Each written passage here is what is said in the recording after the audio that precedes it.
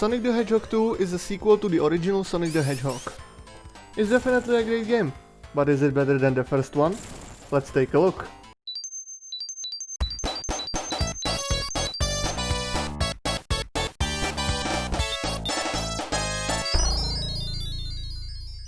So just like before, Sonic 2 is an action platformer. And just like before, it has great level design and great controls. The core of the gameplay is mostly the same with few modifications and quality of life improvements. The best new inclusion, in my opinion, is the spin dash. You perform it by crouching and mashing the jump button. Once you let go of the crouch button, you speed off. This is a great move because in milliseconds it allows you to gain some speed. And since the new level design is built around going fast, you're gonna be using this move a lot. Trust me. Another new addition is this cute little buddy that follows you around. This is Tails, and throughout most of the game he follows you around and helps you out. Gotta say, it's pretty cool to have such a useful companion in a 2D platformer. And if that's not enough, he can also pilot an airplane. I mean, how cool is that? Anyway, the next improvement is the game structure.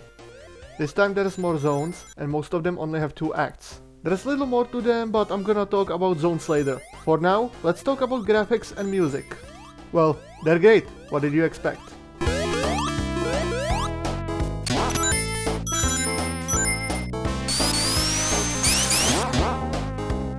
Just like the previous game, this is a gorgeous game to look at and the music is fantastic. The biggest visual improvements is definitely for the enemies. They all have much more personality than they had in the first game. And if that's not enough, they're also a bit more fun to fight. Well, most of them. Even the boss fights against Dr. Eggman are a bit more interesting. Well, most of them. Okay, I think that's enough rambling. Let's talk about the individual zones. Emerald Hill Zone.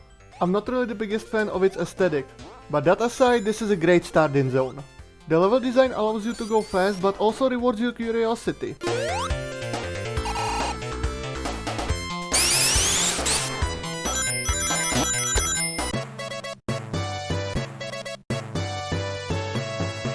Enemies here are pretty simple to deal with, except this fucking monkey.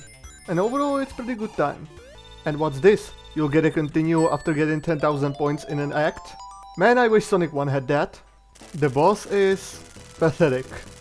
Even as first stage bosses go, this is laughable. Chemical Plant Zone. If you thought previous level allowed you to go fast, then check this out. Yeah, this zone is fast. Fast, action-packed, and really fun. Yes, even this platforming section. I know a lot of people have nightmares about it, but come on guys, it's not that hard. The boss of this level can go fuck himself. If he manages to hit you, there's 90% chance you're gonna fall into the bottomless pit and die. Yeah, that's great design. Fuck you! Aquatic Ruin Zone. So yeah, you know how Labyrinth Zone gave most people hydrophobia? Well, this is a water level where you don't have to touch the water if you're good enough in platforming. It's mostly pretty fun, but some enemy placements are pretty annoying. Just look at this bullshit. And look at this, 50,000 points gives you new life. Again, this is a great feature. It's almost like the score now means something.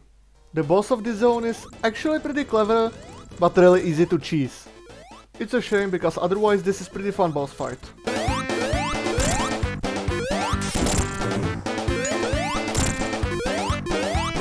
Casino Night Zone. Unsurprisingly, I really love this one. There's barely any enemies, but it's so relaxing, and it gave me gambling addiction. You can win rings in these slot machines, meaning you can stack up on lives. But you can also lose all of your rings. I recommend you to use this stage to not only stack up on lives, but just relax. It's a very relaxing stage, so just enjoy it. Also, it allows me to talk about something I didn't talk about Sonic 1.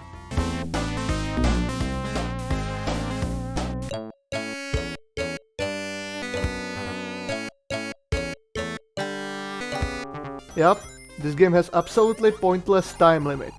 When the counter reaches 10 minutes, you die. I'm sorry, but why? The boss of this zone is boring and kinda easy. Just be careful not to land on these bumpers. Hilltop Zone. Visually it's pretty boring, but there's good level design and some really fun platforming.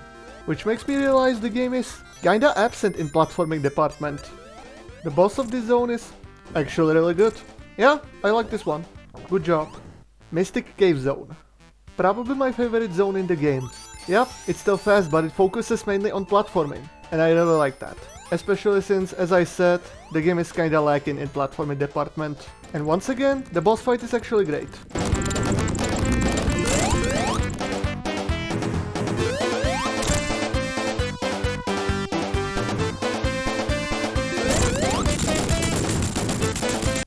Oil Ocean Zone. Pretty good level with really cool aesthetic. It's just a shame it plays itself half the time. Overall it's fast, has good platforming, and enemies are pretty cool. And again, the boss is great. You can tell they decided to get creative.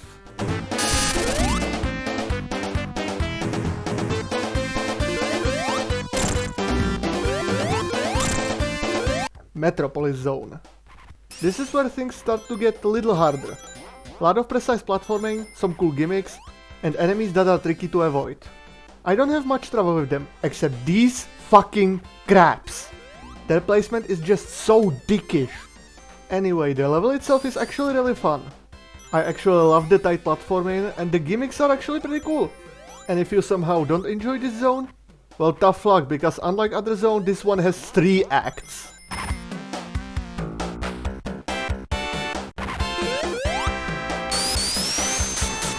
Boss of this zone is kinda boring. I mean, it's cool visually, but in terms of the fight, you just wait until you can hit him, and then wait again. It's boring, and honestly my least favorite design for bosses. Sky Chase Zone. Honestly, I don't really like this one. It's an auto-scroller, so all you need to do is just attacking enemies and collecting rings. It sounds fine, but it controls kinda badly.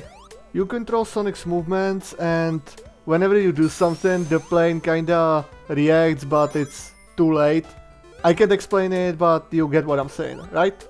Thankfully it's only 1 act, but even then it feels like it's dragging for way too long. Wing Fortress Zone. This is pretty much the final level, and it's arguably the hardest one in the game.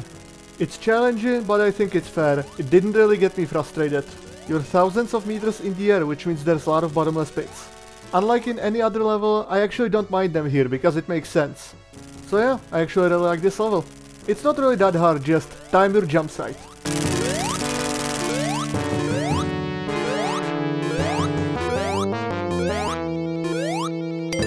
Also, this level introduces some visual storytelling. Oh yeah, and I almost forgot. This level has pretty cool boss fight.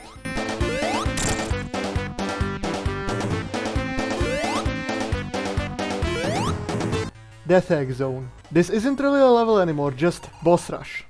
You fight 2 bosses with no rings. So let's talk about why this is bullshit. The first boss can be really unpredictable when you're playing for the first time. And the second boss has pretty much no clear weakness. You have to attack his torso. But look out, because these claws that he has in the foreground and in the background, yeah, they can hurt you. Or kill you, should I say, because you have no fucking rings. Sure, you can see I killed him with no trouble. Yeah, but I finished this game like 20 fucking times, I know what to do. But I still remember when I played for the first time. I had 18 lives, like 6 continues, and I wasted all of this trying to figure out how to kill this one boss. Fuck this zone, fuck this boss, and fuck the fact there's no fucking checkpoint. I'm sorry guys, I really needed this. Anyway, after you kill this fucking thing, you'll get easily one of my favorite cutscenes in any Sonic game ever. Sonic falls off the Death Egg, but Tails rescues him in a plane. This beautiful moment still manages to make me tear at times.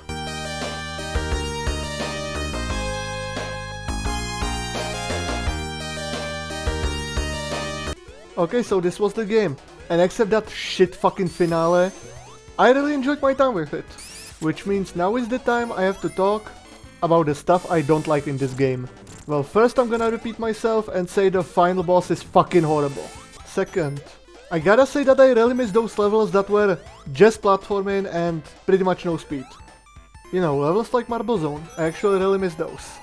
My third issue is that the game can be pretty unpolished at times. Sure, there's no invincibility frame glitch, but look at this, I fell through wall. I've also noticed some hitbox issues, but honestly that may be just the version I'm playing. I'm playing this in Sega Mega Drive and Genesis Classics emulator, and I'm also using widescreen, so it may probably cause issues in the game. However, the bugs, I had them on every version I played, so who knows. And my final issue? The special stages.